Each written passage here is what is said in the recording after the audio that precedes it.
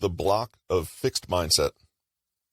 In a previous chapter, we saw that a self-defeating mental narrative can work against you, even and especially if it's in direct contravention of objective facts.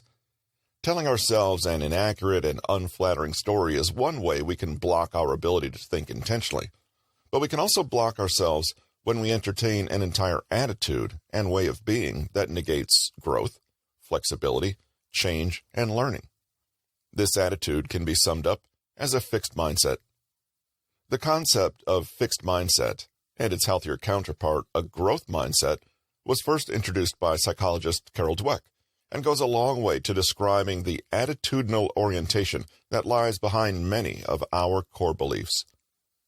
For Dweck, success in life, your personality, behavior, identity, source of motivation, and indeed your entire lived experience comes down to whether you occupy a fixed or growth mindset when encountering other people, change, or the unknown.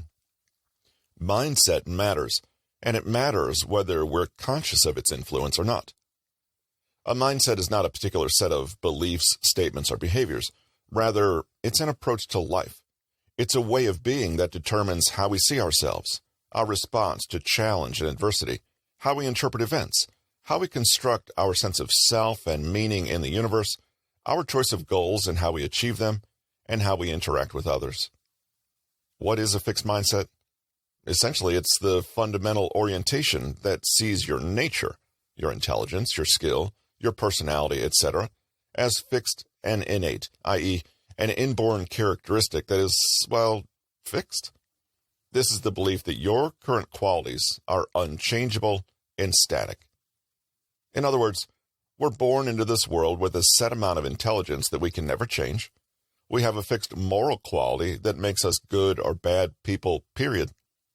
We have our set personalities that will always stay what we are. We're blessed with a certain complement of talents that we can never improve upon, and so on. People who have a fixed mindset see life as a card game and their selfhood as a hand they're dealt. There are consequences to this worldview, however. If you have a fixed mindset, it affects everything you do and think and feel in life. If you believe you aren't too bright, for example, you won't try all that hard to improve your intelligence, and you'll assume that other people's success occurs because they were simply born with a genius you weren't. With a fixed mindset, you'll never challenge yourself to be better than you are right now. If you believe you're simply born a little lazy or emotionally stunted or are angry by nature, or simply have a preference for something that can never be questioned or changed, you conduct yourself accordingly. You never pursue any situations that would require you to rethink this assumption, or you actively seek out confirmation for this foregone conclusion about who you are.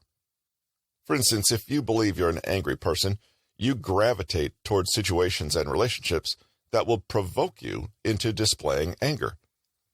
On the other hand, believing that intelligence is something you're born with and not something you work for, earn, or develop means you disempower yourself, even if you happen to view yourself as quite smart.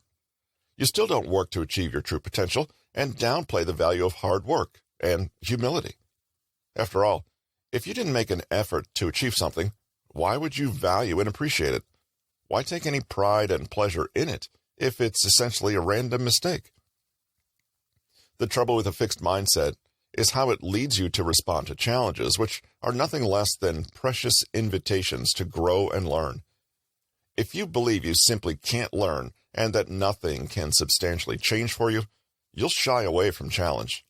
After all, doing things that are difficult, uncertain, or uncomfortable just sounds like subjecting yourself to a hassle for no benefit. Why bother when you can't really improve who you are? A fixed mindset has a sneaky way of becoming real.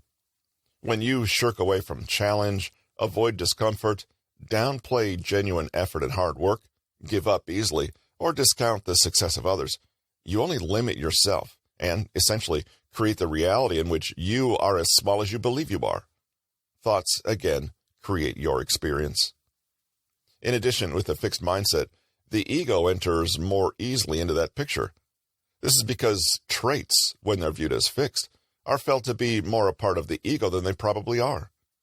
We don't see our intelligence or creativity or kindness as something we do, but rather as someone we are. And this sense of attachment can naturally lead us to feel quite defensive. We can get carried away with trying to prove things to ourselves or others, to bluff that we know more than we do. We fail to admit when we don't know something, and so we never learn. We might pretend that we actually understand everything and forego the chance to genuinely learn about it rather than be seen as ignorant. This is because if we have a fixed mindset, then being wrong means we will always be wrong. Appearing stupid for a few seconds means we are stupid permanently and in a way that can never change. We saw this dynamic in our example of the employee who messed up at work. We saw that his conception of himself was as a genius overachiever who was supremely competent. We can infer that this was the foundation of his identity and self-worth, not something he merely did, but something he was. Making a mistake challenged this identity, and this felt so uncomfortable that the employee would rather avoid it completely, deny it, run away, or blame someone else. Why wouldn't he? The alternative was to conclude that he wasn't a genius after all, and therefore was a permanently bad and disappointing person who had no hope of being anything else. Can you see how this mindset, ironically, almost guarantees people will experience precisely the thing they fear? When we encounter the unknown, it's a chance to expand understanding. When we come across something we don't comprehend or lack mastery over, it's a chance to learn. When we experience our own limitations, it's a chance to grow. If we're determined to see ourselves as already all-knowing, already grown, already in full understanding, i.e. fixed, we shut ourselves off from every possible process of self-development and improvement. This is obvious when you think about it. We can never learn the answer unless we're willing to admit we don't currently know it. We can't grow and improve unless we are courageous and honest enough to admit that we could stand to grow and become better than we are right now. Things that are fixed don't grow. They don't learn either.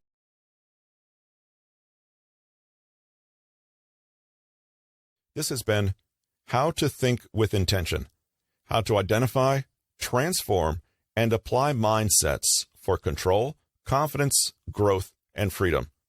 Written by Patrick King, narrated by Russell Newton. Copyright 2020 by Patrick King. Production copyright by Patrick King.